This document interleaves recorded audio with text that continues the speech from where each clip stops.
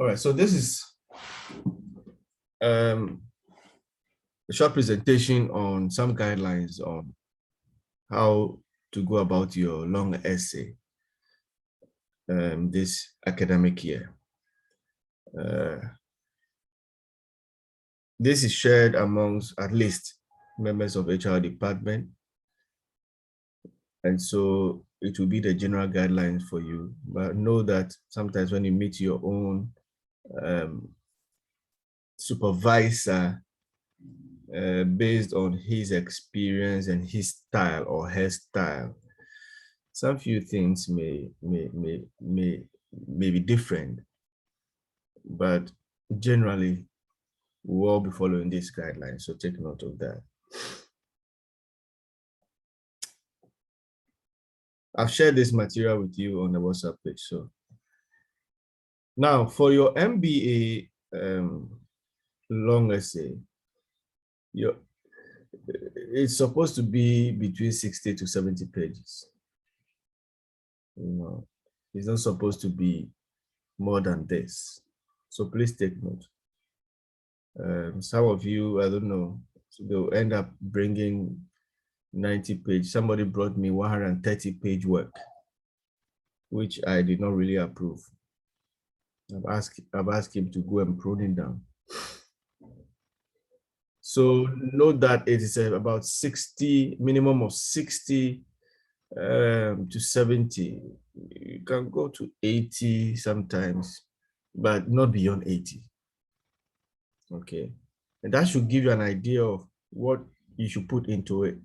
It's not just a matter of just populating the pages with narratives. No, it should be very direct, succinct, and more important to what you're doing. So you have to begin with a proposal, which should not be more than 10 pages. About 8 to 10 pages is good enough for a proposal, right? And you know that your proposal will be converted into your chapter 1. So your chapter 1 will also be about the same page. Okay. Then your chapter 2, which is your literature review, should be about 20 pages. Hello, sir. Yes. Hagan here once again. Okay. Please, what's the difference between the proposal and then the chapter 1? I said that the chapter 1 will become, the proposal to a large extent will be converted into chapter 1 in your main work. Right, so proposal is a proposal, like you did to your wife before you got married. You proposed that I want to marry you. I like you, you are beautiful, you are this and that. I want to spend the rest of my life with you. And then she also said, oh, give me time, I'll go and think about it. Right, that is a proposal. If it is accepted, then you go into the main business. And when she accepted, then okay, you started preparing to marry, and then you got married, and you are marrying. So that is how it is. But please, if I may ask, how different is it in terms of tenses? The proposal and then the chapter 1, in terms of tenses. All right, so the proposal is a futuristic thing. You are proposing something, so definitely some of the things will be in the future tense. All right, especially when it comes to the things, when you are narrating or talking about things you want to do or how to go about. Right, we'll come to the content of the proposal. So there we'll speak a little bit detailed about that. But the proposal, right, for example, the methodology aspect of the proposal, the chapter disposition about the proposal, and so on, will be in the future tense. Okay, so the study will, the study would, the study shall, that kind of thing. But in chapter 1, The chapter 1 is not a proposal, it's the main report. And so some of the things that you said, the study will be converted into the study, or this study has, or this study used, so and so in conducting or in collecting data and that kind of thing. All right, so the chapter 1 will be in either the present continuous or in the past tense, but the proposal will be. But there are aspects of the proposal which will not change even in the chapter 1. For example, your background will not be written in future tense. You are just talking about the issues that is leading to your study. And the same things will be represented in your chapter 1. Is that okay? Very well noted, sir.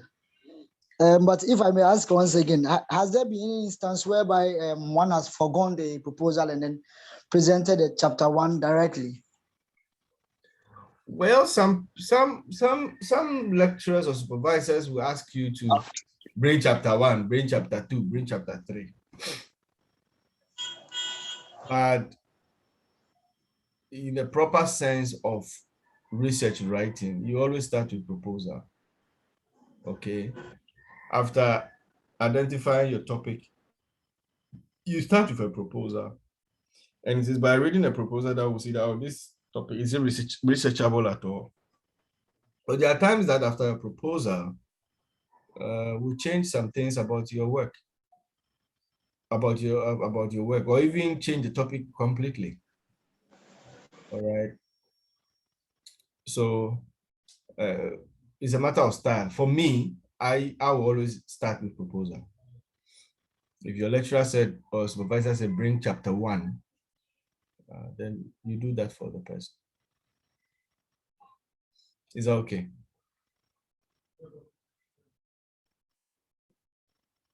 Noted, sir. Right. So your chapter 2 should not be more than 20 pages. So if it is more than 20 pages, it is most likely going to have a lot of chaff. So we want the meat, not the chaff. So you yourself should be measuring yourself. If you have crossed it, look at it again and begin to prune it down. Some people, or a lot of students, after all these things, these guidelines, they still do what they like. There chapter 3, which will be your methodology, and sometimes you may add the profile of the organization you are studying to be about 8 pages. And so on and so forth. Chapter 4, chapter 5. And then the back matter. When we talk about back matter, we're talking about references and appendices, all right? I've not added the preliminary pages. The preliminary pages is where you have your abstract, where you have your table of contents and acknowledgement and all those things. Those ones are not usually considered as part of the number of pages.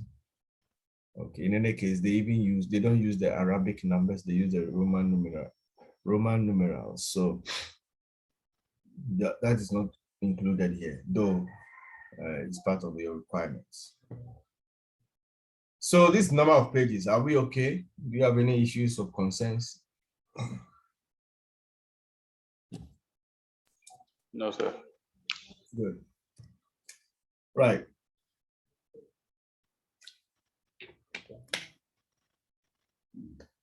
Before you write your proposal, read at least 15 recent journal articles on the subject matter. Right?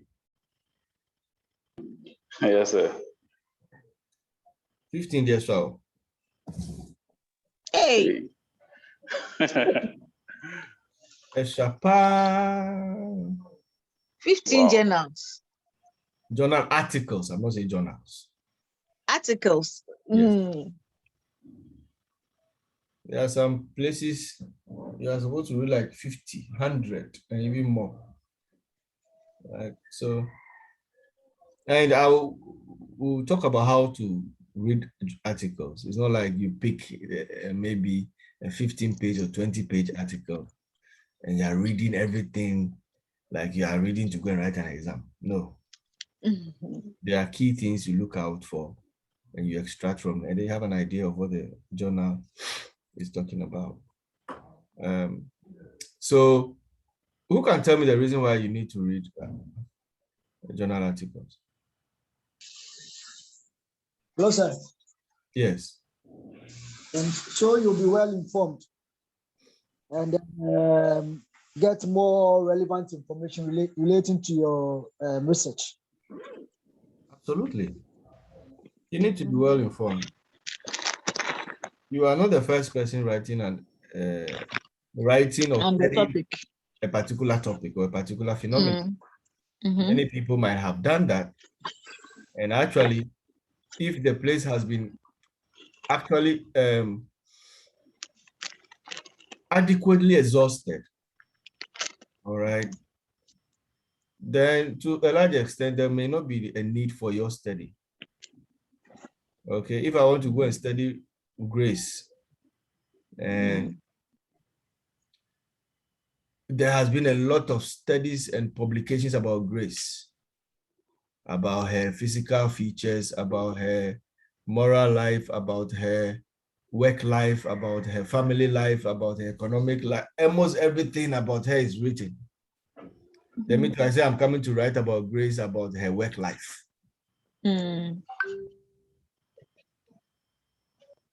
My work might be irrelevant because there's enough information about grace. Unless maybe when the people wrote about her work life, there is an aspect of her work life that was missing. And it is important for us to understand that to get a better picture of grace.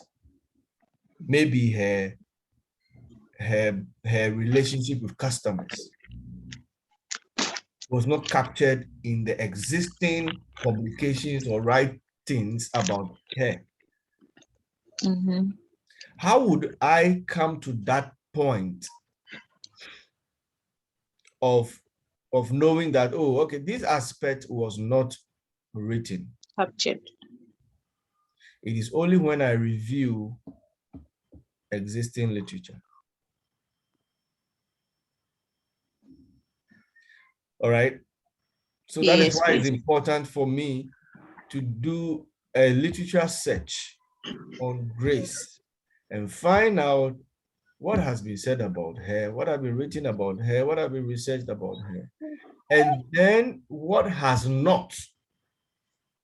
Because every research is addressing a gap. You understand that? Your problem statement should articulate clearly what is missing that your study is coming to address. I hope you get me. Yes, so please. That is why reading as many articles as possible is necessary. So please, I have a question.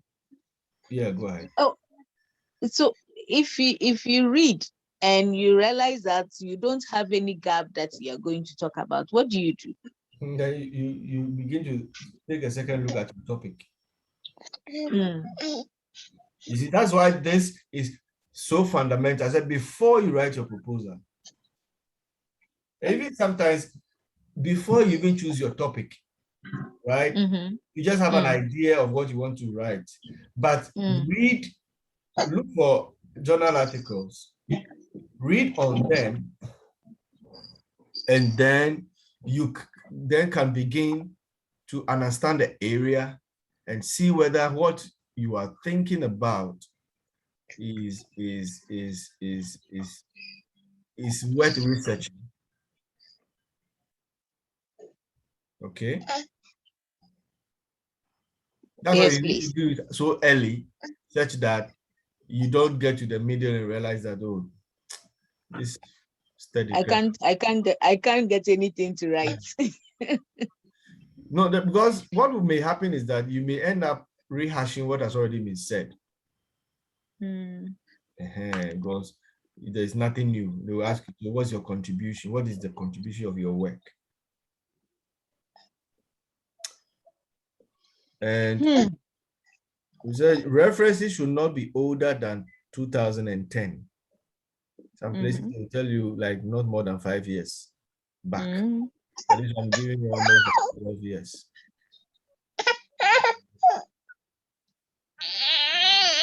Unless they are classical theories. All right. There are some theories that, for example, if I'm writing on motivation and I want to use Maslow's model as a theoretical framework, definitely I may have to refer. Maslow is, I think, somewhere in the 50s or 60s, right? So that one I have to make reference to it because it's a classical theory. But if it's about empirical study, I'm sure you know what empirical study is. What do you guys will all be doing empirical studies? Applying theories and researching on them on the field, okay, is an empirical study. Then it should not be more than 10 years or 11 years. The reason why you are restricted to most recent is that, you know, things change, new things happen. So a certain phenomenon in 20 years ago might not be looked at the same way 10 years now, 10 years on, or even 5 years on, or even 2 years later. So because things change and new things happen, it's very appropriate to use more recent references. So please take note of that. Please take note of that. And the library will be helpful. And use APA style. We'll talk about referencing maybe next week or something. The APA style is very important in your referencing.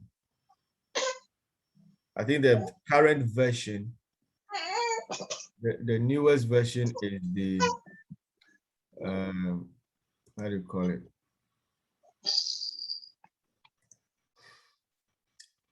Is the version 7 or so. So you can even Google APA style latest version, and you get to know how to do in-text referencing and end list referencing. Okay, and then you also know the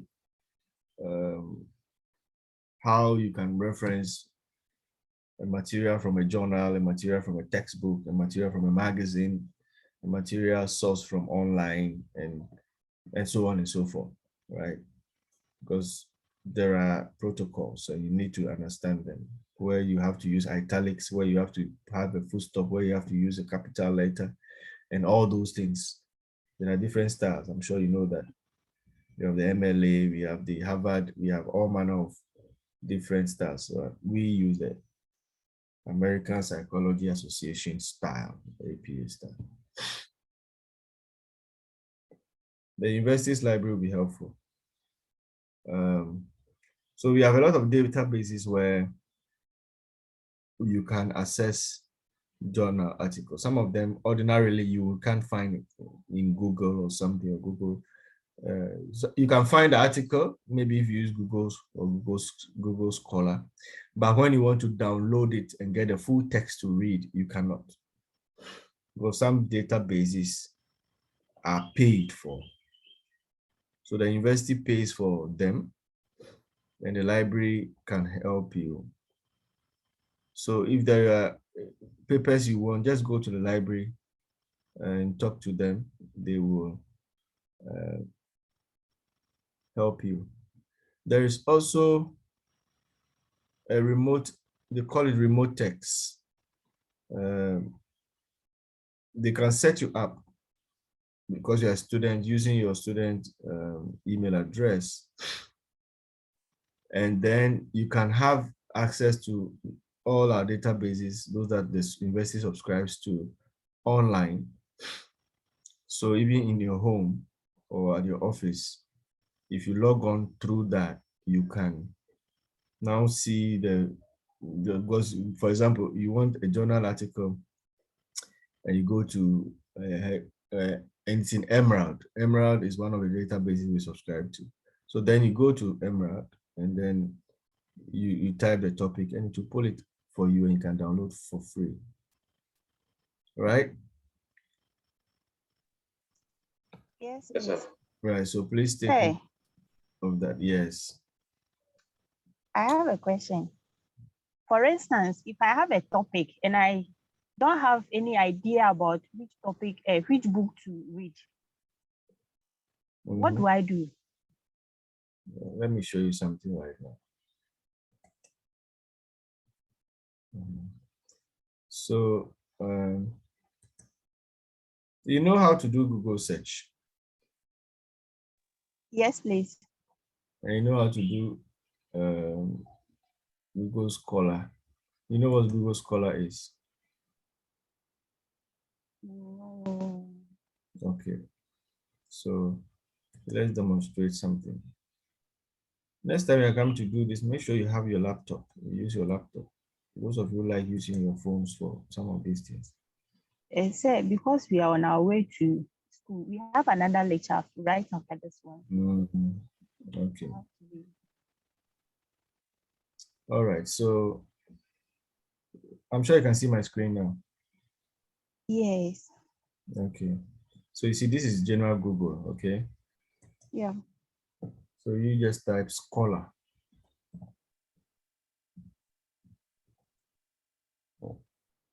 You see scholar, or you can say scholar Google or Google Scholar. It will be one of these things. The first one, scholar.google.com. So this is Google Scholar. Okay. So Google Scholar, if you type your topic or the variable or the issue you want to look at, what it will give you will be only articles. So you have articles, you have case law, right? Yeah. So for starters, use Google Scholar. So Beatrice, what are you researching on? Benis.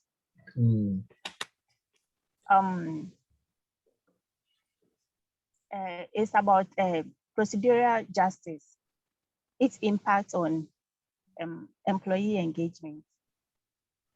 Okay, so you can sometimes just type your listing directly. Impact of procedural justice. On what? Employee engagement. Employee engagement.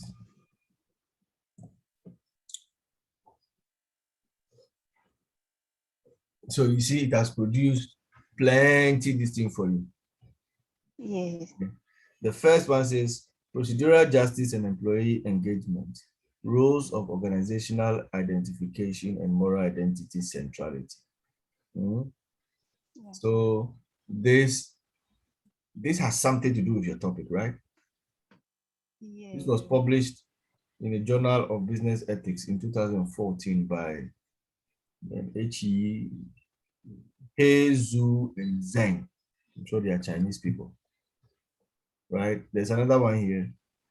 The linking distributive and procedural justice to employee engagement through social exchange, a field study in India, right? So the first one, I don't know whether it's done in China. This one is in India. The word impact of organizational justice. You know that procedural justice is part of the justice area, right? We have distributive, we have procedural, and other forms of justice. On employee engagement, right? In banking sector of Pakistan, right? Impact of performance appraisal justice on employee engagement, a study of Indian professionals, justice and employee engagement. So these two major variables that you're looking at, there are a lot of studies on them. Okay. So you read them. You just, there are, how do you call it? Google Scholar has about 82,800 results. So you say, if I say you should just read 15,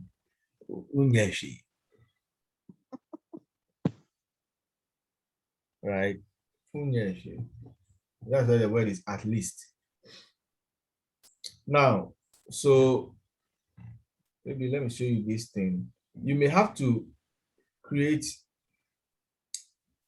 or sign in if you don't have a Google.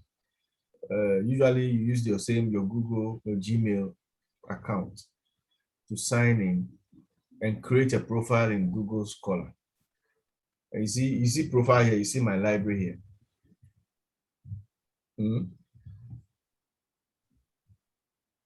Do you see profile in my library at the top right? Yes, please. See where my cursor is. Yeah.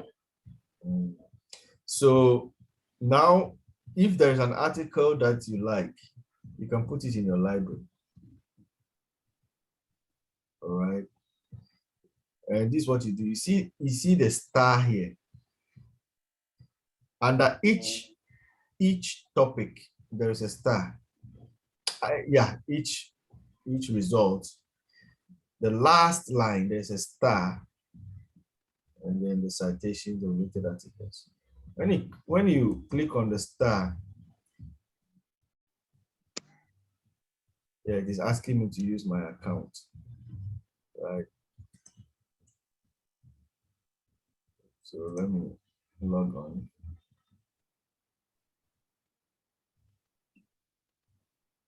Okay. It will ask you to create maybe something like a folder. So let me say I'm creating justice, procedural justice.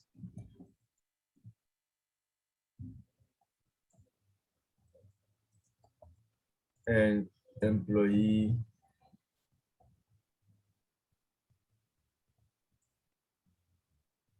engagement,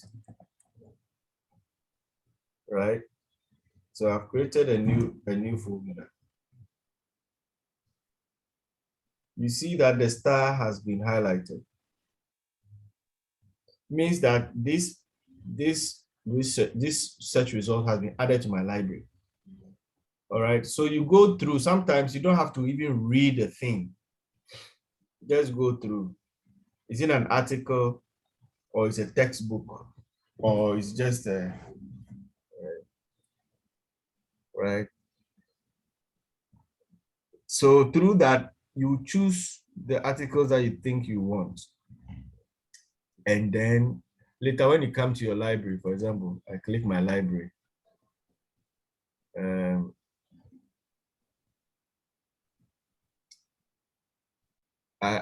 My library, you see the folders I've created. I have one already, leadership and the fourth industrial revolution. This is the one I just created, procedural justice and employee engagement. So when you click on it, okay. Yeah. When I click on it, the article that I highlighted or I saved in my library is there. If I save more, it will be populated. All right. Now, you can read in your library or you can read elsewhere, or you can read on the webpage. So let's click on it and let's see what happens here. Right. This is by Springer. They are selling the article 34.95 euros or so. But at least, so things like this, you can go to the library and tell them. They have a way of helping you to get the article. So in every article, first look at the abstract. Some abstracts are good enough for you. You don't need to read everything. So work procedural justice is an important motivator for employee work attitude and performance. This research examines how procedural justice affects employee engagement. We developed 3 propositions. First, based on the group engagement model, we hypothesized that procedural justice enhances employee engagement through employee organizational identification. Second, employees with stronger moral identity centrality are more likely to be engaged in their jobs. Third, procedural justice compensates for the effect of moral identity, blah, blah, blah. Right, so he's talking about the hypothesis. Then specifically, when procedural justice is higher, employee moral identity centrality plays a less significant role in employee engagement, whilst when it is lower, the effect is stronger. Research findings based on an employee survey. So they use a survey, okay, to collect data. And they found out that, and they did it what? In a leading financial service organization, provide support for the above proposition. So their findings, when they analyze, it shows that all the 3 or 4 hypotheses they postulated were supported. Are you with me? So you have an idea that this is a study that was done. Where was it done? This was done, it's not indicated here, but I'm sure if you read the journal, you read further, you get to know the country where it was done, whether it was done in China or in the US. But sometimes the names can be deceptive. They go Chinese, but they are studying in US, right? So where it was done, the variables they focused on, okay, and then the methodology they used and the outcome. So basically, these are the key things you need to know. What was the purpose of the study? What are the objectives or the propositions or the hypothesis? How was data collected and where was it done? How was it analyzed? And then what was the outcome? All right. And also, what was the limitation? In most articles, you realize that they may leave an aspect, or they themselves will acknowledge that, oh, okay, our study did not look at this aspect, or our study is limited by this aspect. Okay. That aspect that was not looked at may be a gap for future studies. Okay, right. So if they say that, oh, okay, they use a certain model, but it's only the model has 3 aspects, but they use only one of them. So future studies could test the other aspect. Sometimes it could be what we call methodological gap. Okay, so they use a certain method. They use quantitative method to study this phenomenon, but future studies could use a qualitative method. All right. So then the qualitative method becomes a gap for that study, which somebody else can say, okay, I'm going to study this phenomenon, but unlike so and so who use quantitative, I'm going to use qualitative to see whether I will find a different result or something like that. All right. So that is how you go about it. And through that, you can read even more than 15 papers. And so there's something we call systematic review, which helps you to be organized your information, what you get from your readings. maybe next week we'll do that for you to organize and get the key information from your studies, and then after that you can begin to form ideas and write your proposal. Are we together? Yes, please. Yes. Okay. All right. Let me share my other.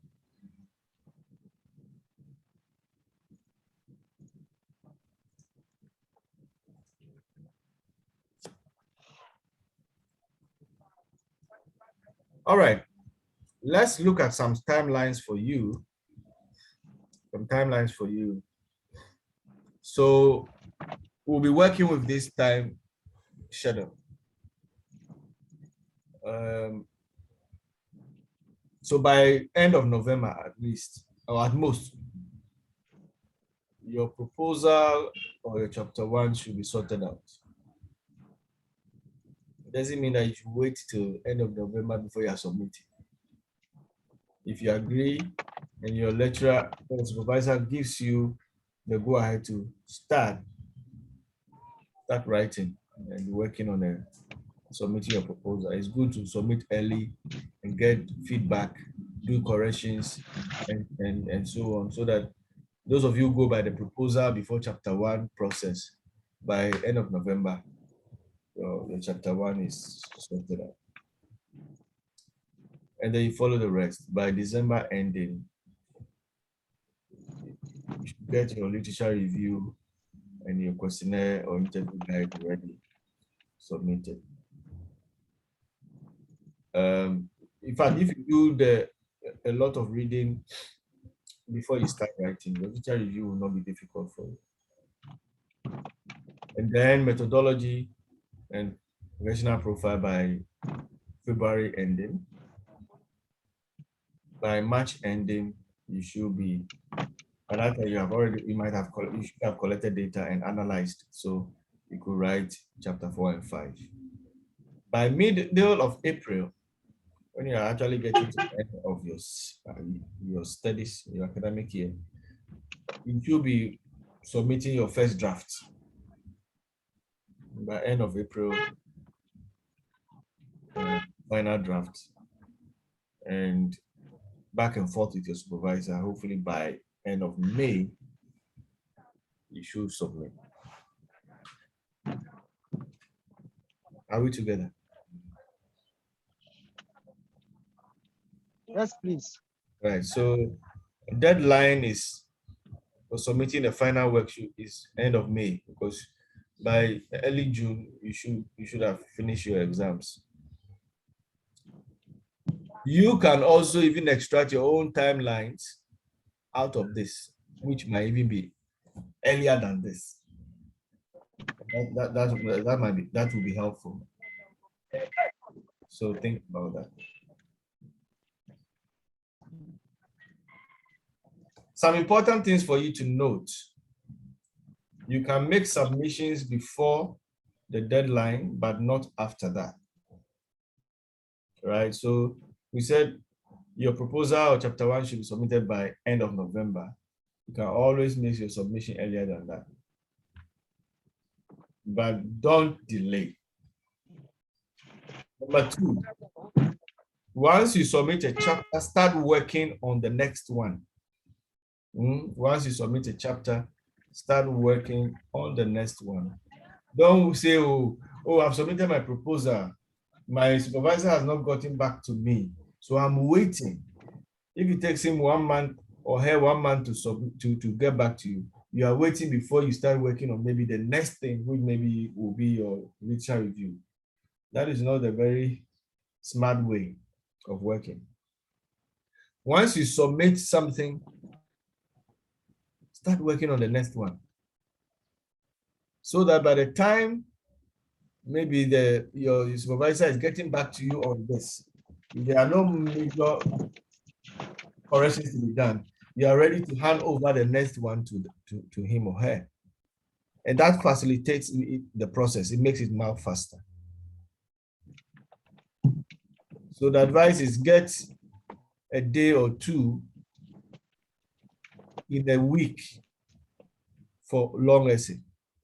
And make sure every day you are doing something about it. Every week you are doing something about it. And so whether you have a submission or not, you're still working. And then do the research yourself. Many of you have fallen into that mode of, hey, long essay there, oh, there are contractors around, let me go and pay them and let them do it for me. You are not helping yourself,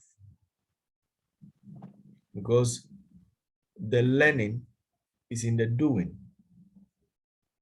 It is when you go through it that you build the competency, you build the skill.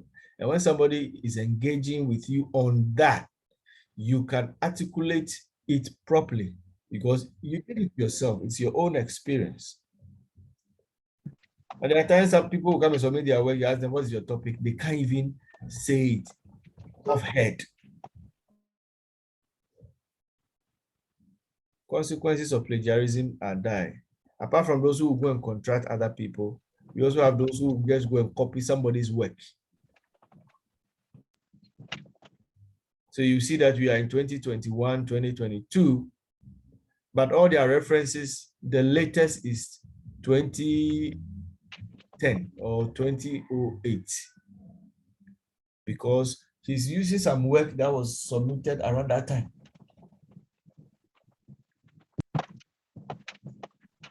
You have been in this business for a long time, so if you are doing your work yourself, we know. If you are copying, we know. If somebody is doing it for you, we know. So please, this is an advice to all of you. Any question?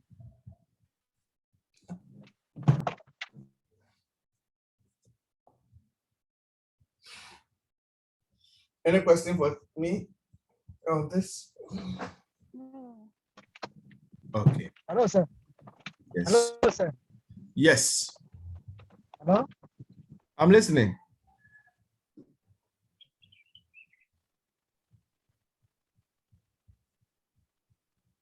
Can the rest of you hear me? Yes, I can hear. Yes, sir. Yes, sir. Yes, sir. I mean, I have to go and listen to the recording because I got lost in the middle. No problem. Okay, all right. I'm sorry, my network is bad, so Yeah, I also got lost. I couldn't even connect again. Are you on campus or you are working? I'm on my way. there might be. Is this thing I've heard called Turnitin? How does it work? Well, Turnitin is just a software that is used to check plagiarism. At the moment, we don't have one at Methodist University, but I think we are working on getting one, hopefully. What it does is that you pass your document through that software, and the software will go through it and look at what they call similarity index. So if you have sentences and statements which are similar to other works, mostly online, they will look at a certain percentage. You are allowed a certain threshold. I think if your similarity index is more than 20%, and they say it is not good, it means that you have plagiarized a lot of your work. A certain threshold is allowed because the language that you write is not exclusively yours. I may say a sentence that I'm actually saying it. I'm not copying somebody, but somebody else might have also written a similar sentence. All right. So that might not necessarily be plagiarism. Hello? Yes. But when it's like almost everything you have written is similar to what others have written, then the tendency of you being guilty of plagiarism is high. So it's just a software to check plagiarism. And now that's what most institutions and even journal editors are using. If you are sending your journal for publication, they take it through plagiarism checking to ensure that the work that you are producing is authentic, is yours, and also you have acknowledged the people whose work you have used. Right? Is that clear? Yes, please. But Yes. then when you acknowledge, Yes, please. will that one also be like part of the plagiarism? Well, no. When you acknowledge, then you have acknowledged. But there's also two different forms of acknowledgement. We have quotes. When I'm quoting you verbatim, Mhm. and then we have paraphrasing, where Okay, what you have said, but I'm putting it in my own words. in a different form. Yes. Mm. If you are acknowledging a quote, at least with the APA style, you have to indicate the page where that quote is. So maybe Google 2021 page 24, and then the quote must also be in parentheses. You should put it in inverted commas, right?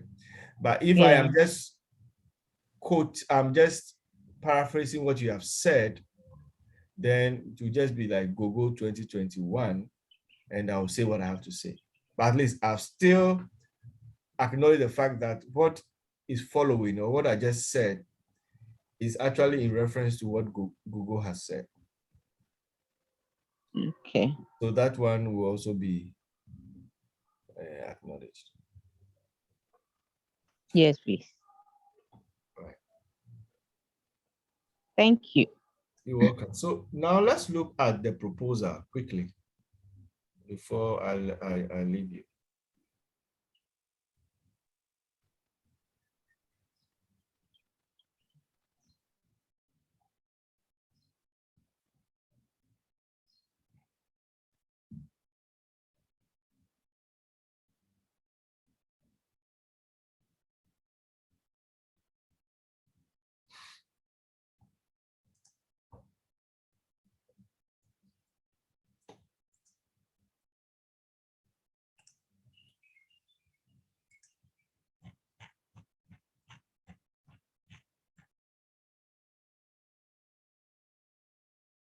Sorry, this thing went off.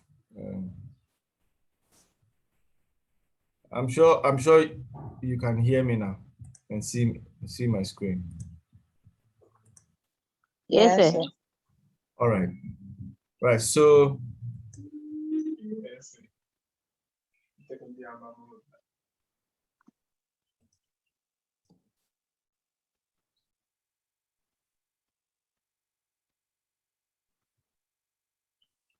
your proposal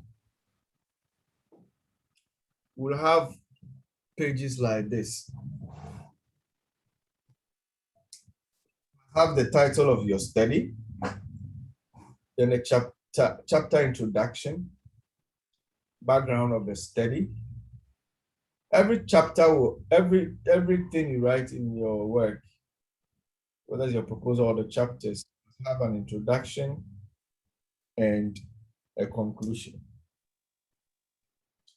So background of the study, statement of the problem, objectives of the study, statement of hypothesis and research questions, significance of the study, a brief literature review, and probably theories that you use or concepts you want to use your framework. Then research methodology, a proposed research methodology, your scope and limitations, the definition of terms, organization of the study, and the chapter disposition. And then finally, references. Your proposal must end with some references, right? So if you look at this, you know that this is kind of a miniature version of your entire study. If you do this one properly, the rest will be easy because the literature review is going to be expanded in a whole chapter as your chapter 2. The methodology will be expanded in a whole chapter as in chapter 3, right? So when you do this well, your chapter 1 to 3 is almost sorted out. Then now it will be left to go to collect data and do chapter 4 and 5. Right. So please take note of the numbering, all right? So chapter introduction 1.1, 1.2, 1.3, 1.4, 1.5, and so on. When you get to chapter 2, it's the same, 2.1, 2.2, 2.3, 2.4, and that kind of thing. This one was done using the old version of APA. The old version of APA, only the first letter of the first word that should have a capital. The rest, even the second word or subsequent words, unless they are proper nouns, should start with a small letter. But I think the new one, all major words should start with a capital letter. So the introduction like this will have to have capital I, right? I'll update this and share them with you using the current APA style. Right, so basically these are the things you need to provide in your proposal. Any question?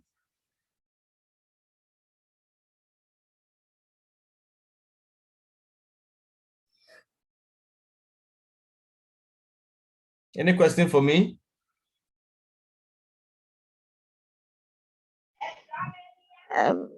No, please, for now. We have to read. Right, so the chapter introduction is just a brief introduction telling us that, oh, this proposal will cover A, B, C, D. We'll talk about your background and blah, blah, blah. So it's not a long paragraph, maybe about 4 to 6 lines, okay? The background is where you tell us more about the issues that is leading to your study, all right? So let's use our procedural justice and so on. So you want to talk about what procedural justice is, why it's important, and why it has become necessary for you to study it. You want to look at the other variable, employee engagement, why you want to look at the link or the relationship or the impact between the two. What are the issues that have come up in this area? You know, maybe probably over the years, the issue of procedural justice has become so topical because of a lot of complaints of injustice of employees at a certain place, maybe at the Labor Commission or something like that. And it has become necessary for us to really understand whether there is any relationship between procedural justice and employee engagement, because so and so said that when people are they feel that they are treated fairly, they also commit themselves into the workplace and do and give their hearts all out to work, right? So you want to find out this maybe in a Ghanaian context, or you want to find out this in the banking sector in Ghana, right? Because the banking sector is regarded as blah blah blah blah blah, right? Then you are setting the stage for your study. That's what we call background. Then you go and talk about the statement of the problem. Statement of the problem, like I said, is to tell us why this study is so critical. And the only way to do that is to tell us that this and this are missing. There is a gap. There are different types of gap. We have what we call issue gap. We have what we call contextual gap, we have what we call methodological gap, we have what we call theoretical gap, we have what we call, so there are about 6 types of gaps, right? So maybe there is not much theory on this procedural justice and employee engagement. Maybe all the works that have been done elsewhere. Nothing like that has been done in Ghana, or just a few are done in Ghana. So we don't know how the phenomenon plays out in Ghana. So your study is coming in to address that problem. Right? So you cannot write a problem statement without making reference to what is already there. So if I read your problem statement and I don't see any reference, several studies have been conducted in the area of procedural justice. This person did this here, this person did that one. But a critical look at it indicates that this aspect of procedural justice has not been adequately researched, right? And because of ABC, because this aspect is very important, because of this effect it can have, it's important for us to understand or know how procedural justice probably impacts employee engagement, right? So it is against this backdrop that this study is being conducted so that that gap will be addressed or be bridged. Simple. Your problem statement should not be more than a page. It can be like half of a page, because in your background, which should be about 2 pages, you have already elucidated the issues that are leading to the problem. So the problem statement just hits the nail on the head. Then you go to your objectives or the purpose of your study. Specific things that you want to find out, right? And that should be about 3 or 4, right? Then if you want to use hypothesis, you may state your hypothesis. Sometimes you may ignore hypothesis and use research questions, especially if you are doing qualitative studies. You use research questions. Now, research questions should be close to your objectives, just converting your objectives into questions. So maybe you say that in your objective, you say that you want to find out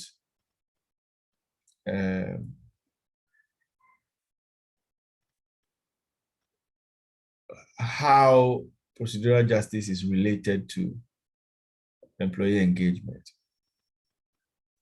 So you can convert the same thing to a research question and say that, is procedural justice related to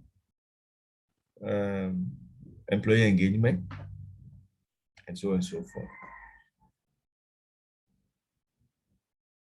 But if you have to use hypothesis, then you make sure that your hypothesis is not just whimsical. You just think about something and write. No, hypothesis should be grounded on literature.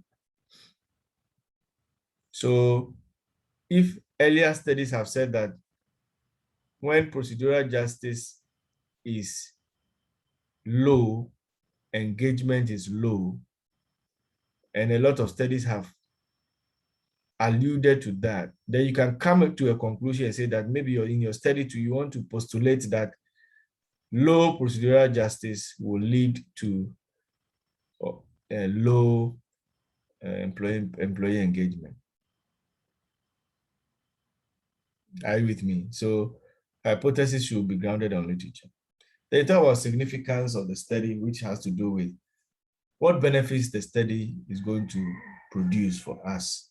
When you are done with your studies, the outcomes of it, which people are going to benefit from it. Usually you want to look at where you are conducting a study. So maybe if you are conducting a study in a bank, then think that it will provide some information that will help the banking industry in decision making and in human resource management. Then also, you also want to look at the area in terms of research, right? The contribution that your work is going to make on the discourse on procedural justice and employee engagement, or the discourse on those variables. Okay, and then some other benefits that the outcome of the study can provide. That's what you capture under what we call significance of the study. And then you may, in your literature review, here is just a brief literature, right? So because you have done some reading before you started the work, you can identify the key literature in the area and the theories that you want to use, and just summarize it in about a page or two. Okay. And then research methodology. What methodology are you going to use? What's going to be your research approach? Are you going to use a quantitative or a qualitative or a mixed method? What's your proposed population? What institution are you going to study, or institutions are you going to take data from? What's the population like? What's the sample you're going to use? And how are you going to collect the data? And how are you going to analyze the data? And so on. That is what is captured in your proposed research methodology. So here, your write-up, Ima, will be in the future tenses. But when it comes to chapter 3, research methodology, because you have already done the work, your sentences should be in the past or in the present continuous. Then you may also have to talk about scope and limitation of your study. So what is the scope? Maybe you want to study the banking industry, but you cannot study all banks in Ghana. So maybe you limit yourself to 2 or 3 banks in Accra. So you indicate that, right? You look at the variables you are studying. Most variables are broad, but you may want to focus on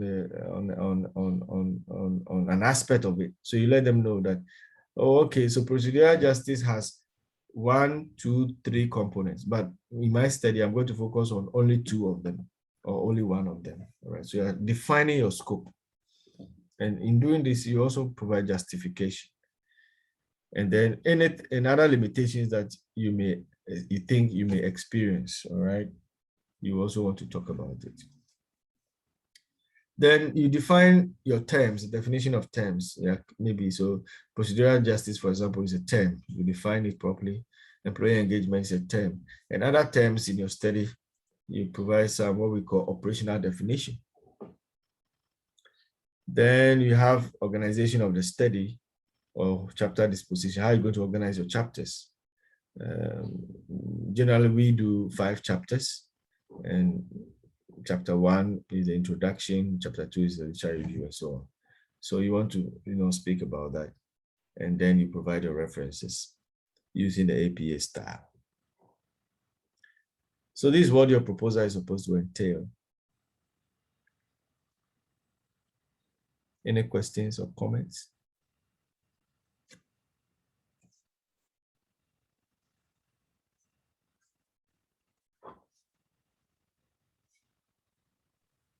Hello, sir. Yes. Yeah, so the research proposal, how many pages should we be aiming at? It's about 8 to 10 pages. It's in the previous presentation I did. It's in the document I've shared with you on WhatsApp. Oh, I'm yet to study it. Yeah, so study it.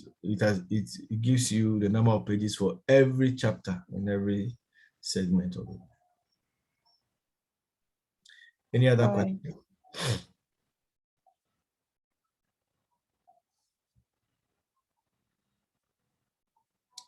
Okay, so when you are done, you are submitting your research proposal should come with a cover page. In fact, every submission you make should come with a cover page.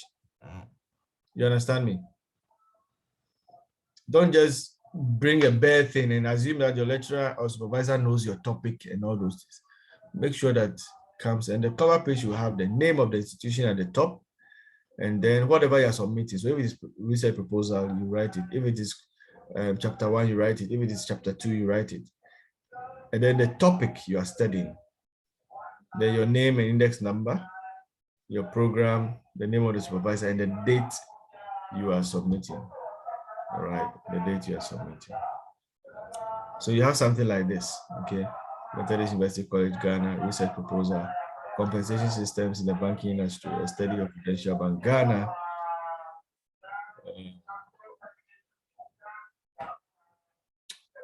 And then, I mean, your name and your program, index number, and so on.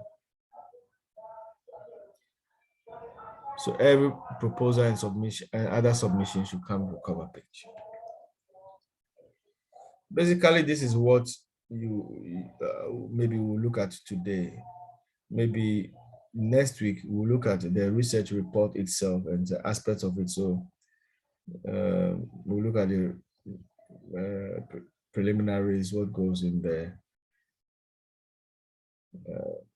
Or we may even skip it because that one is for the future. We'll look at the major body, literature review, research methodology, at least these two. Maybe next semester we'll look at how data analysis and discussion of findings and so on. And then maybe we'll also look at referencing next week. And then maybe next 2 weeks we'll look at systematic review to help you in organizing your data and writing your research.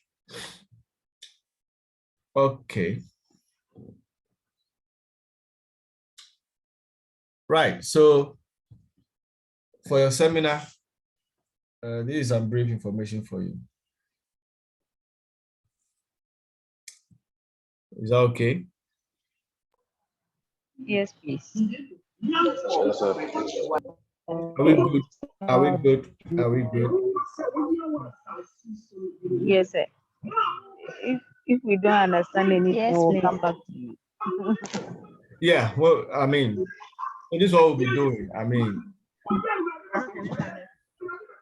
anytime maybe I'll be doing online in the week, then I'll implore you to join so that on our Saturday morning, we can do the seminar and probably just do a recap for the benefit of those who couldn't participate in the week on Thursday evening, so that Okay. so that we can close early, right? By 2. Yes, please. Yeah. All right. So let me end this.